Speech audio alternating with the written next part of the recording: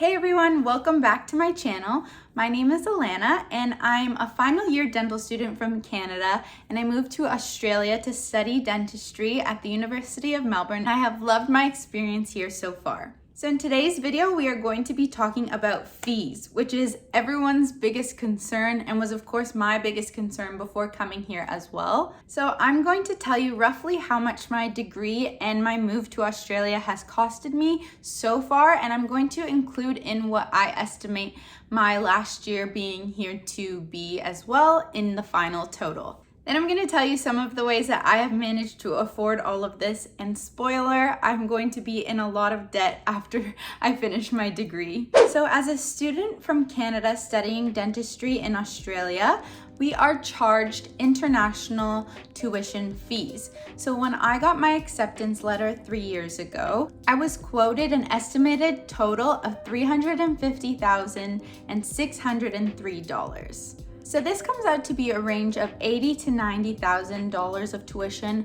per year. And unfortunately, this trend has been rising with every new class entering. Now, living in any big city means a high cost of rent. And in Australia, they advertise rental payments per week.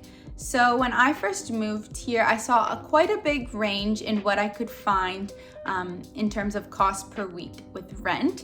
And where rent was cheaper, of course, suffered in the quality and the location of the property. So in my time living here, I have paid approximately $300 per week, or about $1,200 per month on rent living right here in the city. So this cost does not include utilities such as gas, electricity, internet, and anything else that you might need. And so I have estimated my total rent for over the 4 years I've been here to be about $57,600. In addition to rent, as we all get older, I'm sure we all realize that it is expensive just to live. So the cost of living can include groceries, utilities, going out for a meal with your friends, buying a coffee in the morning, and anything else that you might want to spend your money on.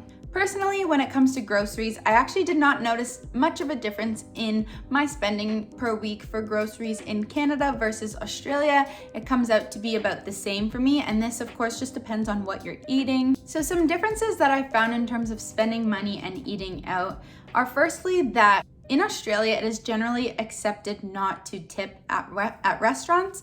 Tipping is a fairly new practice here, and that's just because the workers have a higher wage here. And secondly, when you are going out to eat, what you see in the price is what you are going to get. And that's because tax is included in the cost here. And that is to do with eating out or just any shopping that you do at all. Okay, so let's say you spend $500 a month on your living expenses. And of course, this is gonna range for everyone. So you might spend more or you might spend less. And this could even differ from month to month. So $500 a month on groceries and any other essentials that you might need, or anything else that you might be doing that month. Over 4 years, I have estimated this to be around $24,000. So with $350,603 spent on tuition, $57,600 spent on rent, and $24,000 spent on living, this brings us to a grand total of $432,203 spent over 4 years of living here, give or take. Okay, so how can anyone afford this, especially people who have been in school their entire life, building up debt throughout their university degrees? Here are some ways that myself and others in my program have done this. Number 1, try and pay off your student debts from your undergraduate degree or any other previous degrees prior to coming to dental school. This is easier said than done, and most of the time you're gonna need help from your family unless you have taken some time off to work in between your undergrad or a different degree and dental school. Not everyone can do this, and that is okay. You can begin paying this off once you start working as a dentist, but it would just feel better to start with a clean slate once you start dental school. If you can't do this, then that's okay. I'm from Ontario and I used OSAP with my undergraduate degree, and that's the provincial government student loan. And OSAP doesn't actually start charging you interest on the money that has been loaned to you until you graduate from your degree. And this includes graduate degrees, even international ones. So number 2, just as a provincial student loan can be applied to you in your province when you study your undergraduate degree, you can actually apply to use your provincial student loan in your graduate dental degree as well. In Ontario, this was OSAP, but for every province, this is different, and every province will offer a different amount as well, so look into what your province will offer you. Number 3, and probably the biggest help, would be a student line of credit from a bank in Canada. So from my own experience and from my classmates' experiences, most people will need a parent or a family member to co-sign the loan with you, and this will help with how much money you can actually get. So my classmates have actually received anywhere from $200,000 to about $450,000 on their line of credit, and this all depends on which bank you go with and who co-signs your loan with you. But with a line of credit, of course, you're paying interest throughout the entire time that you are using it, and it's really hard to be paying interest when you're a student studying and not working. So a lot of us have required help from our families throughout dental school to help us pay that interest fee. I understand that not everyone has help from their family. So number 4 is a part-time job. This surprised me so much when I came to dental school, but it actually is very manageable to have a part-time job during dental school. When I say that, I mean from my experience in my dental school, but maybe this is different for other dental schools. Maybe it helps a little bit to hear that the minimum wage in Australia is about $19.84, so that helps a lot. Number 5 is, I've mentioned it before, but support from your family. I know that not everyone has that, but if you do have that, it definitely helps a lot. And I'm not saying that if you don't have support from your family that this is impossible, but personally, I would not have been able to do this without the support financially from my family as well. Whether that be for help paying interest fees or help paying whatever my lines of credit and loans do not help me cover. I'm not saying this to make it sound like it's not doable, but I'm just trying to be as realistic as possible with the advice that I'm giving you in this video. Lastly, I just want to go over some tips that can help you just save a little bit here and there as you're doing your degree in Australia. The first thing that I can say is to live with a roommate. Living with a roommate will help with rental payments incredibly. Another tip that I can say is to request to pay your tuition fees in installments rather than in such large chunks if this is going to help you, because it might be easier for you to pay, for example, $20,000 at a time rather than $50,000 at a time.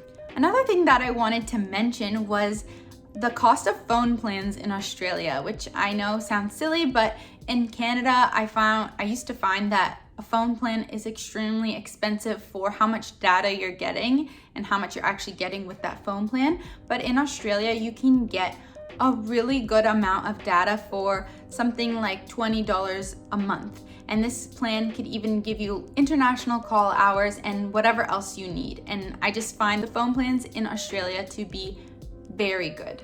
So look around for the best deal that you can find when you come here, and that will help you save just a little bit each month. Finally, I just wanted to add that while I've been studying here, the Canadian and the Australian dollar have been pretty much on par, but specifically the Canadian dollar has always been doing slightly better. So this meant that when I was paying tuition or transferring money just for living expenses, that I would save a few $1,000s here and there, which definitely helped. However, this is not totally the case right now with the changing circumstances in the world, but when and if you study here, things might change for you. And anything at all helps. So with this video, I just wanted to show you guys that it is possible to come and study here, even when you look at that big $450,000 total. It can seem incredibly scary, but there are ways to do it. And yes, you are going to be paying this off after school while you're working,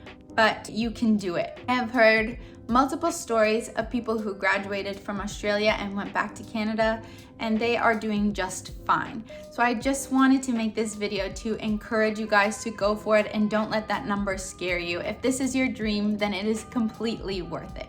I I just wanted to add that I know that everyone's circumstances are different and not everyone is going to have the opportunity that I have had to come and study in a country like this. And so I just wanted to say how grateful I am that I have been given this opportunity and that my family has supported me in coming here. So I just wanted to share with you all some of the ways that myself and my classmates have made this possible. So I want to encourage you guys to comment below any other questions that you might have about coming here, even any other specific questions about fees that you might have, and hopefully I can help you. I hope everyone is doing well during this time, and I know that applications have started for dental school in Australia, so good luck to everyone who's applying right now. And give this video a thumbs up if you liked it, and subscribe to my channel for more videos of my experience here in Australia and in dental school as an international student. See you guys in the next video. Bye!